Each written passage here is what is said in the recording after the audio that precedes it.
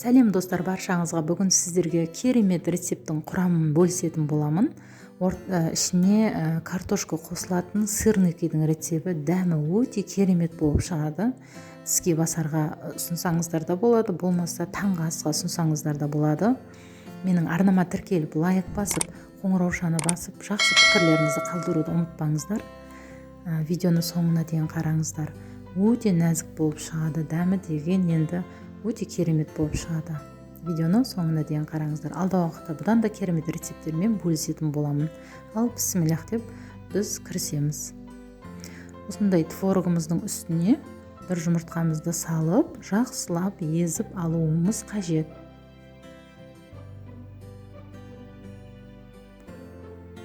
Осылай мен қасықтың көмегімен езіп алдым.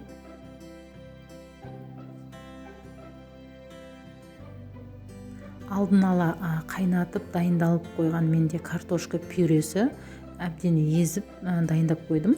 Осылай картошканы езіп алып, үстіне салып, жақсылап бұны да араластыруымыз қажет. Қанша грамм кететінін барлығын мен төменге описанияға жазып қалдыратын боламын. Осылай бұны да қасықтың көмегімен жақсылап араластырып аламыз. Дәміне қарай кішкене тұзымызды сеуіп,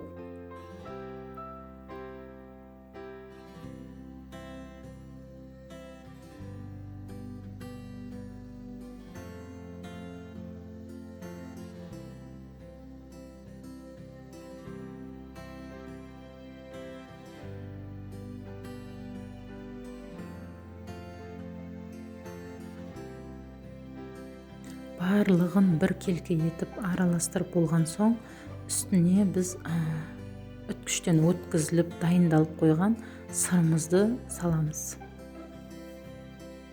Осылай сіздерде үткіштен ең майда түрінен өткізіп алуларыңыз қажет.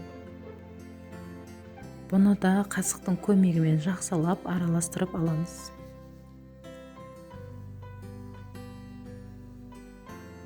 Енді үстіне ұнымызды саламыз.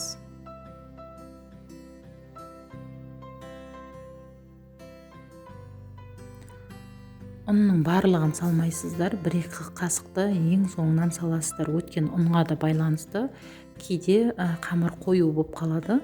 Сол кезде артық қоспауларыңызды сұраймын. Енді жақсылап бұны да қасықтың көмегімен жақсылап араластырып аламыз.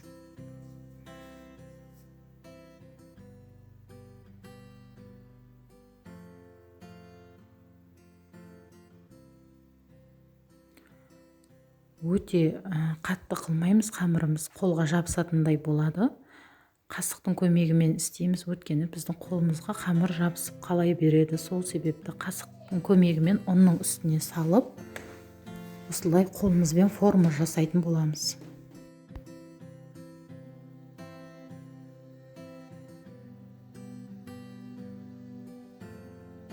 Барлығын осылай видеода көрсетілгендей жасасаңыздар, сіздерде де осылай керемет болып шығады.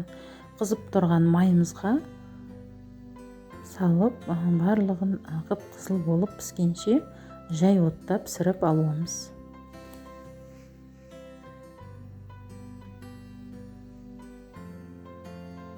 Шамамен 3 минуттан екі жағын пісіріп алдым.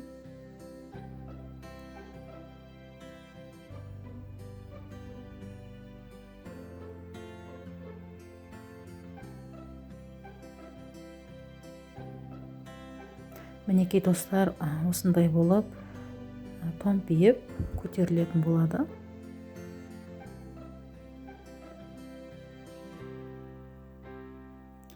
Осылай барлығын пісіріп, мінекей алдық. Осылай қаймақпен ұсынсаңыздар да болады. Астарыңыз дәмді болсын. Видеоны соңына дейін қарағандарыңызға рахмет.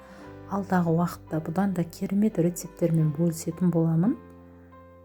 Өте дәмді тіске басарлардың бірі. Таңғы асқа ұсынсаңыздар да болады.